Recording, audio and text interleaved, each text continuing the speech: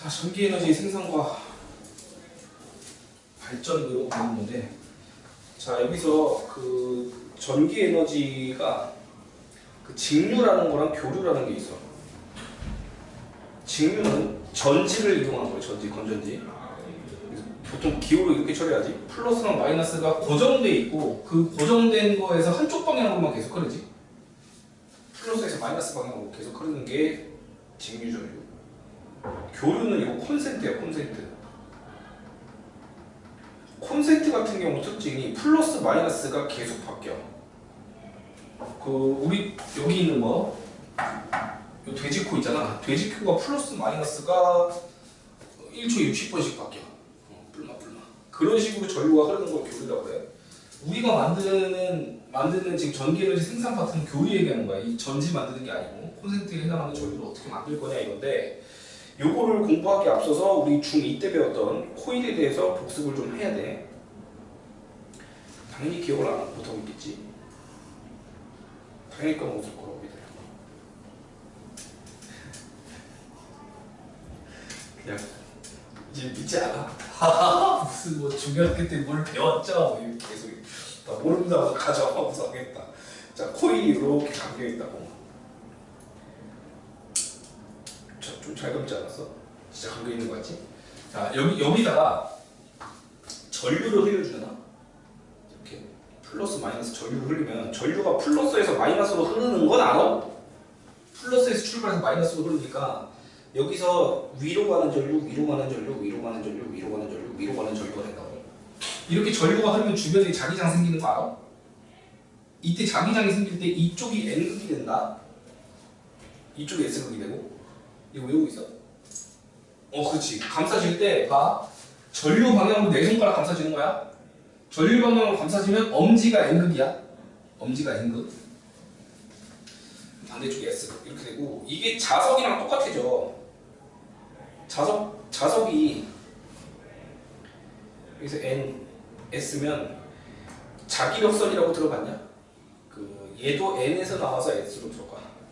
얘도 N에서 나와서 S로 들어가는 자기력선이 생기고, 밑에 있는 자석도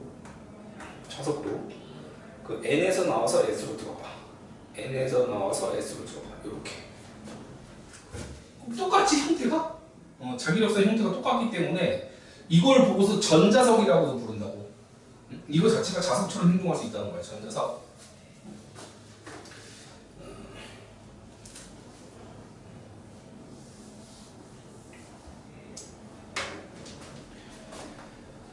됐고, N에서 나와서 S로 들어간다. 근데 조심해야 될 게 있어. 우리가 N에서 나와서 S로 들어간다 이런 얘기는 들어봤을 거야. 예를 들면 전류 방향을 물어보잖아. 전류 방향을 물어보면 플러스에서 마이너스로 흐른다라고 하래. 다음 자기력선의 방향, 자기장 방향이야. 자기력선 방향을 물어보면 N에서 출발해서 S로 들어간다 이렇게 표현한다고. 맞지?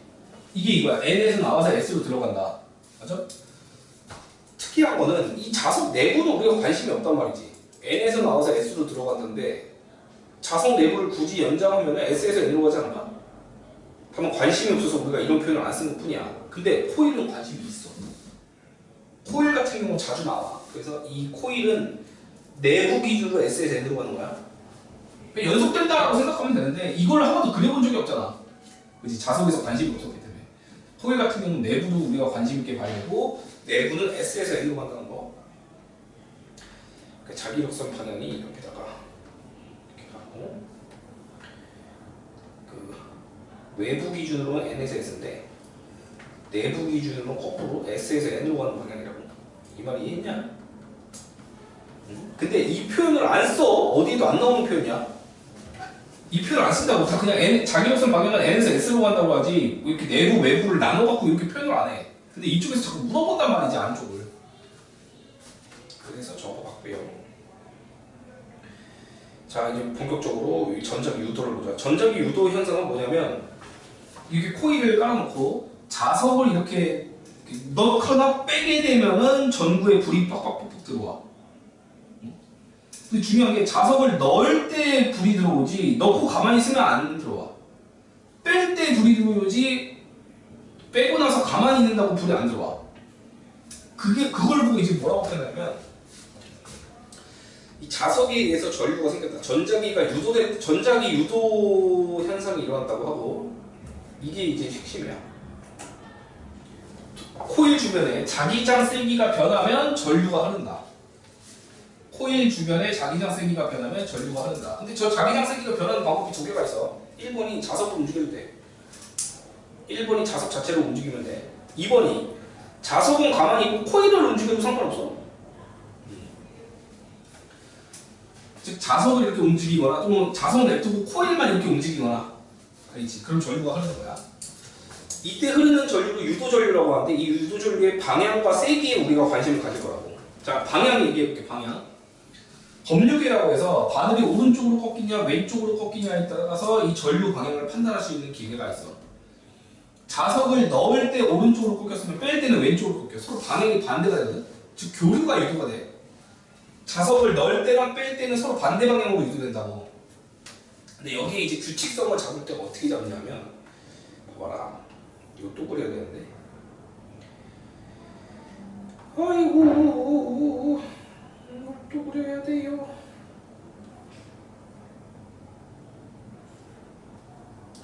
귀찮아도 어쩔 수 없지.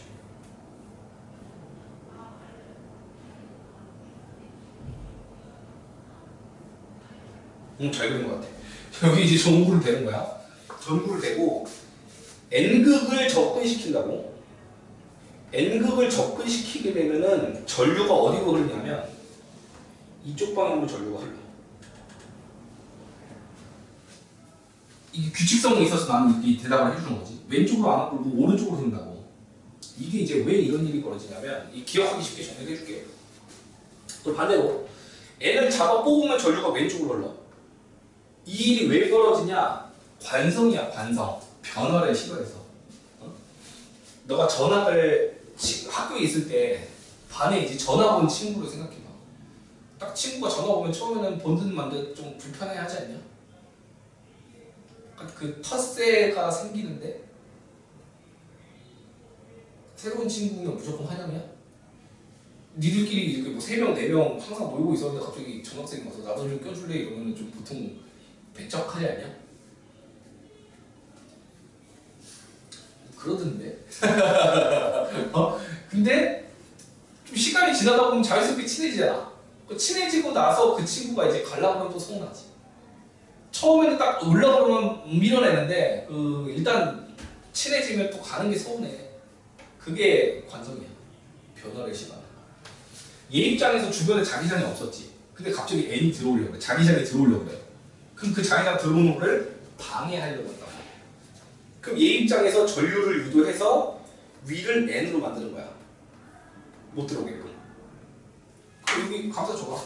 요 방향으로 감싸주면 여기가 N이잖아. 이렇게 해서 못 들어오게 한다고. 그럼 힘을 어디로 받는 거야? 힘을 위로 받는 거지. 즉 청력이 발생하는 거야. 청력. 밀어내는 힘, 청력이 발생한다. 이때 특이한 거는 들어올 때지. 들어올 때는 청력의 힘, 중력의 반대 방향으로 청력의 힘이 작용하는 거고, 특이한 거는 이 자석이 만드는 자기장은 이 코일을 이렇게 들어가는 방향으로 통과해갖고 S로 이렇게 갈 거 아니야. 자기력선 방향이. 근데 얘가 만드는 자기력선은 어때? 이렇게니까 N에서 나와서 S로 들어가면서 여기서는 위로 가지. 이 초록색이 만드는 자기장은 위로 간다고. 자석이 만드는 자기장은 아래로 가고. 서로 자기장 방향이 반대가 되는 거고요. 들어올 때 그 코일 내부 자기장 방향이 반대가 된다. 이게 특징이야. 들어올 때는. 됐죠? 그럼 이제 나갈 때도 이렇게 나갈 때 이걸 또 그리려면 너무 귀찮으니까 나는 나갈 때를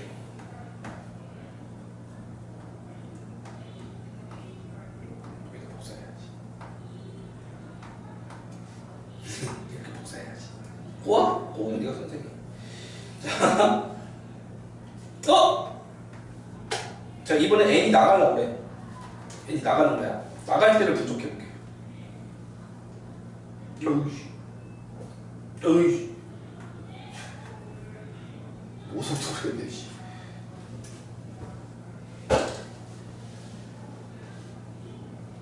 이렇게 있었죠.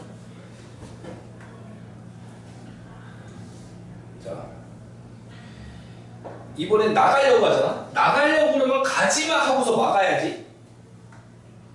들어올 때가 아니고 나갈 때야, 나갈 때. 자석이 나갈 때. 어차피 자기력선 방향은 그대로잖아.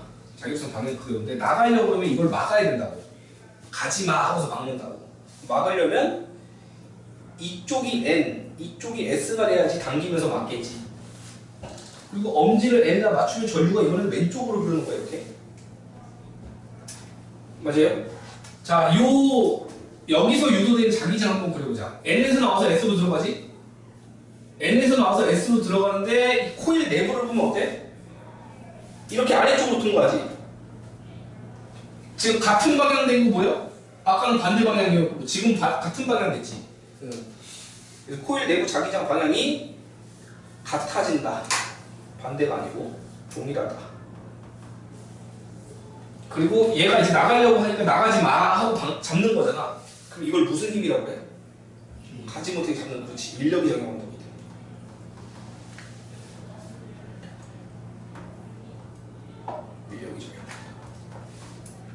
요거 코일 내부 자기장 물어보니까 이거 잘 정리해놔. 들어올 때랑 나갈 때.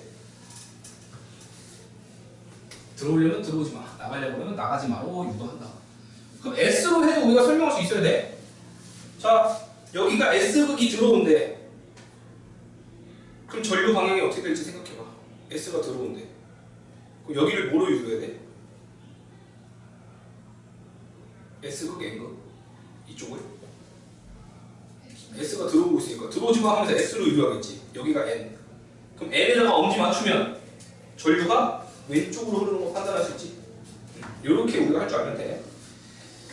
자, 그럼 유도전류 방향 끝났고, 유도전류의 세기 얘기인데, 유도전류의 세기는 세 가지 고려하시면 돼. 자석 센 거 쓰시면 되고, 두 번째 자석을 움직일 때 빠르게 움직여주면 돼.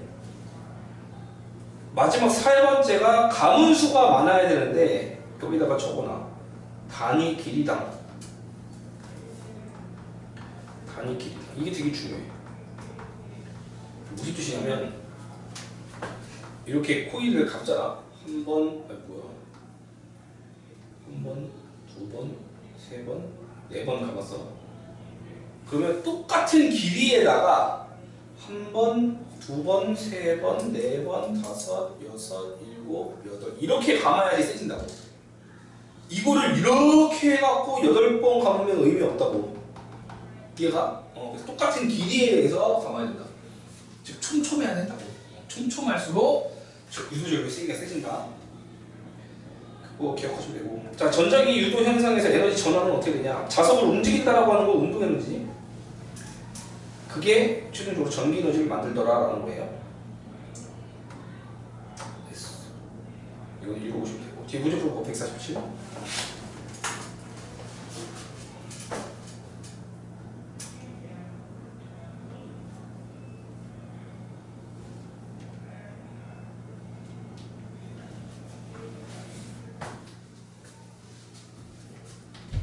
지금 다 풀면 앞에 보고서 지점해봐.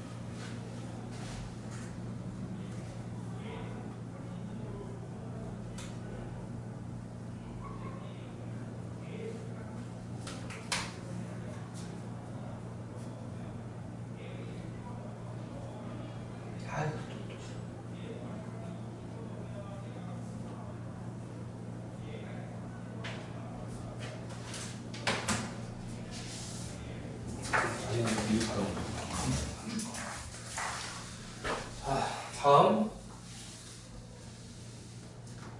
맞춰봤죠? 뭐 실점할 거 없을 거. 이게 아까 말했던 그 유도전류 바뀌는 거 얘기하는 거거든.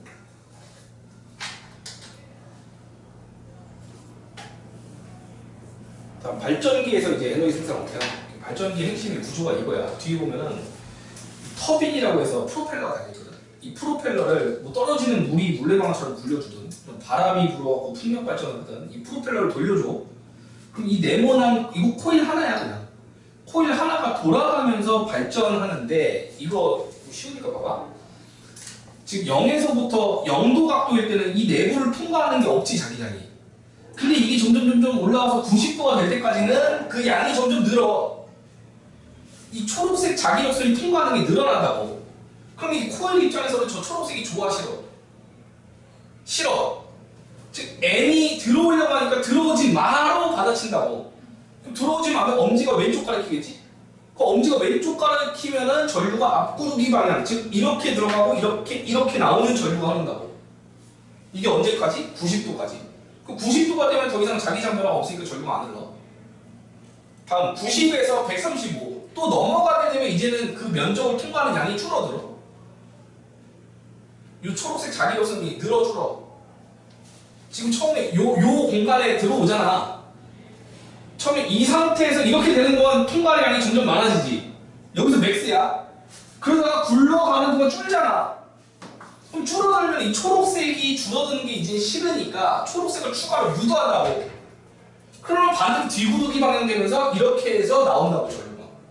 응? 그래서 교류전류가 흐르는 거야. 교류전류. 그래서 발전기는 코일의 운동에너지 가지고 전기 만드는 거고 이때 교류전류가 흐른다. 이때 유도전류는 이퀄 교류전류다. 옆에 교류와 직류 차이 있지? 직류는 이 전압의 방향이 고정돼 있어. 교류는 바뀌어. 뭐 이게 시계 방향으로 흘렀으면 다 시계 방향으로. 이런 식으로 바뀌는 전류가 흐른다. 발전소 발전기 보면은 회전하는 자석과 코일이 고정되어 있고 자석이 움직여. 아까 방법이 두 개 있다네. 자석이 움직일 수 있고 코일이 움직일 수 있다고. 여기 보면은 코일이 고정되어 있고 자석이 움직이는 상태야. 터빈을 돌려주면은 요 자기장이 바뀌면서 코일에서 전류를 유도하는 상태가 발전기의 기본적인 구조다. 그래서 에너지 전은 아까랑 똑같이 터빈은 운동 에너지가 전기 만든다고 하는 거고. 에너지원에 따른 발전 방식. 화력 에너지라고 하는 화력 발전이라고 하는 거는 화학 에너지, 화석연료를 태우는 거지. 그걸로 수증기의 운동 에너지 만들면 터빈 돌리는 거고. 핵 에너지 가지고서 역시 물을 데피면 증기의 운동 에너지가 되면서 터빈을 돌려. 수력 같은 경우는 위치 에너지지 이게. 물이 떨어지면서 운동 에너지로 바뀌고 그 물의 운동 에너지로 터빈 돌리는 거잖아. 결국 이제 발전기를 통해서 전기 만들 수 있다. 여기서 이 부분이 전자기 유도가 일어나는 곳이야. 터빈이 아니고 여기서 전자기 유도 일어나는 거야. 전자기 유도 가지고 전기 에너지가 된다. 뒤에 여러 가지 발전 방식이 있어요. 다 아는 거야. 화력 발전 같은 경우는 보일러로 물을 데피면 물이 증기로 바뀌면서 그 증기가 터빈 돌리고 전기 만든다. 핵 발전도 똑같아. 핵 연료 가지고 물 데피는 거야. 핵 연료 가지고 물을 데피면 증기가 만들어지면서 그걸로 터빈을 돌리면 발전기를 통해서 전자기 유도로 전기 만든다. 이때 얘는 냉각기가 추가로 있어야 돼. 왜냐하면 이 핵 연료를 통해서 나오는 열은 이런 화석 연료 열 수준이 아니야. 엄청 높단 말이야. 그래서 냉각수를 추가로 해갖고 열을 빼줘야 돼. 이게 강물 가지고는 택도 없어. 열이 워낙 많이 발생해갖고 강물 가지고 하면 강물의 온도가 너무 많이 올라가서 그 기체 용리도 산소 같은 경우는 찬물에 잘 녹잖아. 그 온도가 너무 높아지니까 기체가 잘 못 녹게 되고 산소가 다 날아가면서 안에 있는 물고기가 집단 폐사해. 그렇기 때문에 이 냉각수는 반드시 바닷물을 써야 돼. 강물 못 써. 응? 바닷물 쓴다. 강물 못 쓴다. 그래서 핵발전은 반드시 해안가에만 짓는 거야. 강가에는 못 지어. 해안가에 지어야 돼.